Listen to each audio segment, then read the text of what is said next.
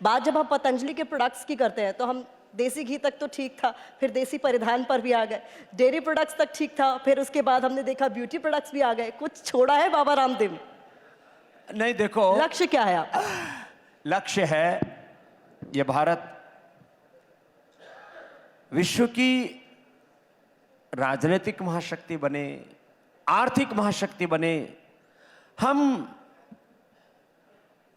कब तक पराधीनताओं की बेड़ियों में, जंजीरों में जकड़े रहेंगे? देखो, 15 अगस्त 1947 को देश राजनीतिक दृष्टि से आजाद हुआ और अब तो इसके पूरे प्रूफ आपको सोशल मीडिया में भी मिल जाएंगे। कोई नेट के ऊपर सर्च करेगा तो एक ईस्ट इंडिया कंपनी से लेकर के ब्रिटिशर्स ने ही करीब 1,000 लाख करोड़ रुपए की लूट की इस देश में, आर्थिक दृष्टि से।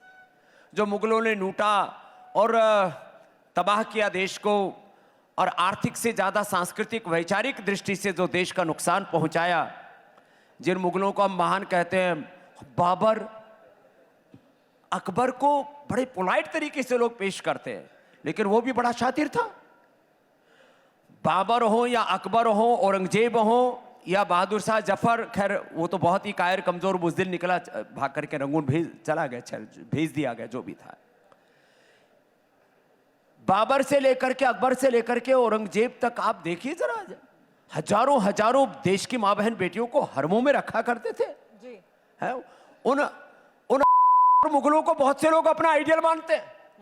तो मैं समझता हूं इस देश के अंदर हमें आइडियल मानना चाहिए भगवान राम को, भगवान कृष्ण को, हनुमान को, शिव को, गौतम कणाद, जैमिनी, पाणिनि, पतंजलि को, भगवान बुद्ध को, महावीर को, और अपने पूर्वजों को आदर्श मान करके उन पूर्वजों की तरह हमें पुरुषार्थ करके ना, प्रतिभान गढ़ करके देश के लिए योगदान देना चाहिए। और मैं उसको दे रहा हूं और ये कह रहा हूं कि मैं एक सन्यासी होकर के, जिसको कुछ नहीं चाहिए, वो इतना कर रहा हूं। तो भाई आपके तो बाल बच्चे भी, आने वाली पीढ़ियां भी है, आप कुछ करोगे तो आपके कुलवंश का गौरव बढ़ेगा, आपका यश बढ़ेगा। और हम यदि जीवन में कुछ ना करें, ऐसे खाना पीना सोना, कुछ बच्चे पैदा करना और फिर मर जाना, जिंदगी इतनी नहीं है। किया जा रहा है तो वो सवालों के घेरे में क्यों आ गया? चलिए, रामनीति की भी बात मैं आपसे थोड़ी देर में कर लूंगी, लेकिन उससे पहले एक सवाल, क्योंकि जिस तरीके से आपने कहा कि अब बाबा को सब सुनना चाहते हैं, आरोप आप पे लग गए। विपक्ष ने साफ तौर पर कह दिया कि पहले तो सिर्फ योग शिविर लगाते थे, लेकिन अब सिर्फ योग शिविर नहीं लगाते हैं, और ये मौजूदा सरकार की वजह से ऐसा क्या संभव हो पाया?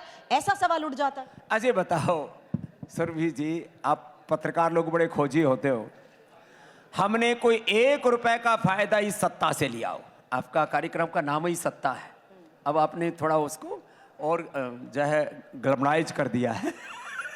सत्ता से हमने 1 रुपए का फायदा नहीं लिया, न पद्मश्री, न पद्म भूषण, न पद्म विभूषण, न भारत रत्न। मैं क्योंकि मानता हूं जो भारत में पैदा हुआ, हर एक देश की मिट्टी का यहां पर जो पैदा वो भारत रत्न है, जन्म से हम भारत रत्न है।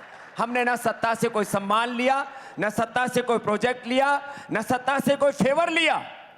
लेकिन मैं इतना तो ये तो मानता हूं कि ये सत्ता धर्म विरोधी नहीं है, ये सत्ता राष्ट्र विरोधी नहीं है, योग आयुर्वेद की विरोधी नहीं है। तो ऐसी सत्ता होनी चाहिए देश में। तो आपकी नजर में यही इतिहास में भी झलकता है, इसलिए आप कह रहे हैं कि अकबर का गुणगान होता? नहीं, मैं कहता हूं कि महान हमारे पूर्वजों के इतिहास को न पढ़ा करके 80% यहाँ पर मुगलों को, ब्रिटिशर्स को और जिन लोगों ने इस देश की सांस्कृतिक, वैचारिक, आर्थिक, राजनीतिक बहुत तरह से हानियां की, उसको उनको यहाँ पर बहुत ज्यादा महिमा मंडित किया गया और अपने जो रियल हीरो थे इस देश के, उनको बिसराया गया। तो वापस इस देश को, अपने अतीत के गौरव को अपने साथ में लेकर के वर्तमान में प्रचंड पुरुषार्थ करते हुए भारत को एक स्वर्ण युग की ओर ले जाना है। अब वो गवर्नमेंट जो है उसको विकसित भारत का नाम देती है, वो उनका एक राजनीतिक एक लक्ष्य हो सकता है, लेकिन हर भारतीय का लक्ष्य होना चाहिए। कोई एक सत्ता देश को कहीं नहीं ले जा सकती। समाज, राष्ट्र का जो नागरिक है वो देश की असली ताकत होता है, और मैं उस नागरिक के अंदर भारत का भविष्य देखता हूं।